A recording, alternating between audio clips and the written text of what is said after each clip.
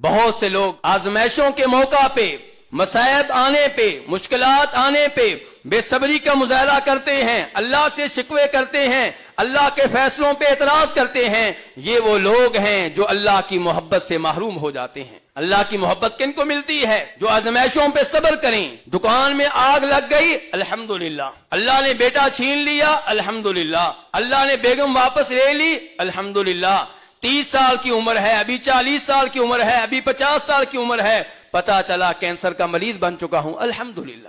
امام ترمذی رحمہ اللہ روایت کرتے ہیں کہ نبی کریم صلی اللہ علیہ وسلم نے ارشاد فرمایا، ان عظم الجزاء ما عظم البلاء وان اللہ تعالی اذا احب قوما ابتلاهم فمن رضی فلہ الرضا ومن سخط فلہ السخط، کہ جب اللہ تعالیٰ کو کسی قوم سے محبت ہو جائے تو اللہ تعالیٰ ان کی محبت کو آزماتے ہیں، ان کی آزمائش کرتے ہیں، انہیں آزمائشوں میں مبتلا کر دیتے ہیں، ان پہ مصائب نازل کرتے ہیں، انہیں مشکلات کا سامنا کرنا پڑتا ہے۔ فرمایا یہ مصیبتیں آنے پہ، یہ مشکلات آنے پہ جو یہ کہے کہ میں اللہ کے فیصلے پہ راضی ہوں، اللہ کے ہر کام میں حکمت ہے، تو یہ وہ عظیم آدمی ہے جو اللہ کی محبت پانے میں کامیاب ہو جائے گا۔ اور جو اللہ کے فیصلوں پہ ناراضگی کا اظہار کرے، شکوے کرے، اعتراض کرے، یہ وہ بدبخت ہے جو اللہ کی محبت سے محروم ہو جائے گا۔